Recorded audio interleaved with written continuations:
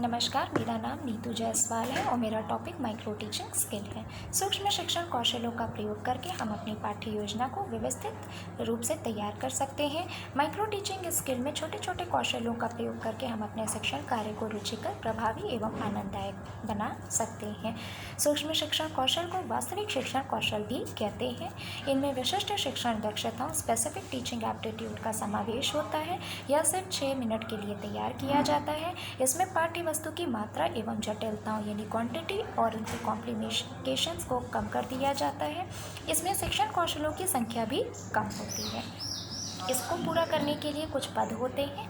जैसे सबसे पहले आप किसी चीज़ को तैयार करने से पहले उसकी योजना बनाते हैं।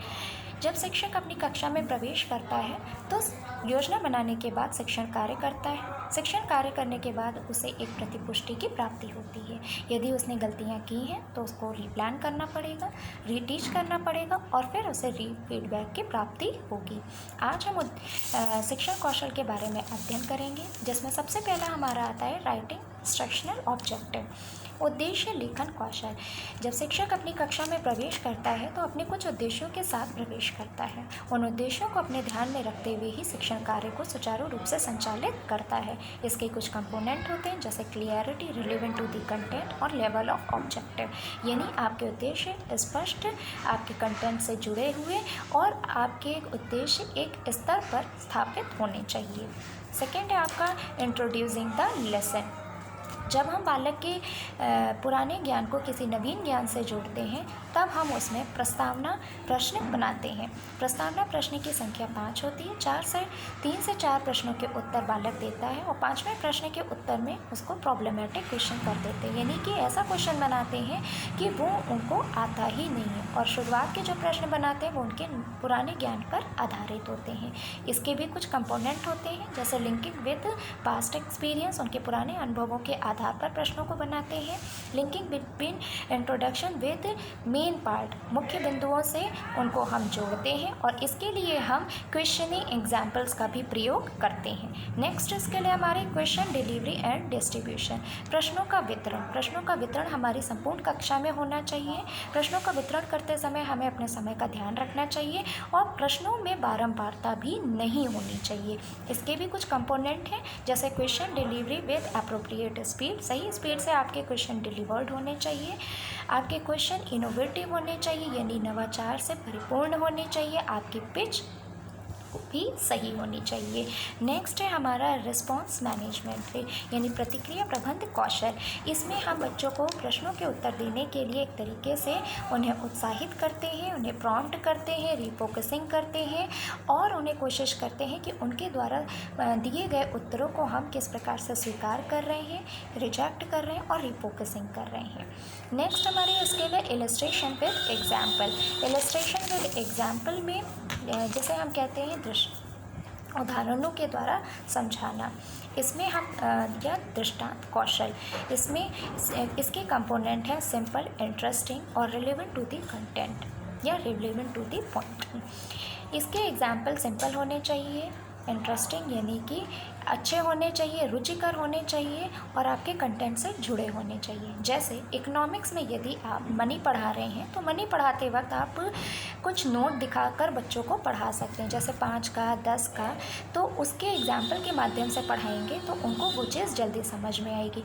अगर आप कॉमर्स में बैंक पढ़ा रहे हैं तो बैंक में आप अगर Punjab national bank, state bank of India, reserve bank of India के बारे में उन्हें बताते हुए पढ़ाएंगे तो वो चीज़ उन्हें जल्दी समझ में आएगी। नेक्स्ट है हमारी एक्सप्लेनिंग स्किल, जैसे हम कहते हैं स्पष्टता स्किल। इसमें हम करते क्या हैं, हमारे इसमें भी कुछ कंपोनेंट होते हैं, जैसे हम कहते हैं जिसमें हमारे होते हैं clarity, continuity, relevant to the content. मतलब स्पष्ट होनी चाहिए, आपके कंटेंट से जुड़े होने चाहिए, आपकी बिगनिंग और आपकी एंडिंग दोनों सही होनी चाहिए।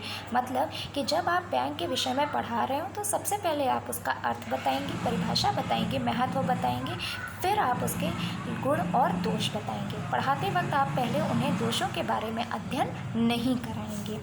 Using of teaching add. Using of teaching add में हम शिक्षण सहायक सामग्री का प्रयोग करके हम अपने शिक्षण कार्य को प्रभावी बना सकते हैं। इसके भी कुछ कंपोनेंट होते हैं, जैसे relevant to the content, appropriate to the people level और proper display and use.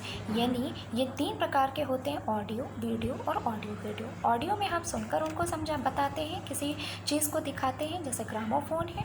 Video में हम उन्हें दिखाते हैं, जैसे चार्ट है, पीपीटी है। ऑडियो वीडियो में हम दिखाते भी हैं और उन्हें सुनाकर भी बताते हैं। नेक्स्ट है हमारा स्टिमुलस वेरिएशन स्किल, उद्दीपक परिवर्तन कौशल। उद्दीपक परिवर्तन कौशल में कुछ कंपोनेंट हैं, जैसे body movement, gesture, change in innovation. Body movement, जैसे जब आप पढ़ा रहे होते हैं, शिक्षण कार्य कर रहे होते हैं, तो घूम घूम कर पढ़ा रहे हैं, आपकी बॉडी का संचालन भी होना आवश्यक है। जेस्चर, आपके चेहरे के हाव भाव से बालक समझ जाता है कि आप उसको किस प्रकार से पढ़ा रहे हैं। नेक्स्ट आता है यूज़ ऑफ ब्लैक बोर्ड, श्यामपट्ट कौशल। श्यामपट्ट कौशल का प्रयोग करके हम अपने पाठ्य वस्तु या शिक्षण बिंदुओं को, छोटे छोटे चीज़ों को उस पर लिख देते हैं। ब्लैक बोर्ड पर लिखी गई चीज़ें शुद्ध होनी चाहिए और स्पष्ट होनी चाहिए, यानी नीट एंड क्लीन होनी चाहिए, लेबलिंग होनी चाहिए।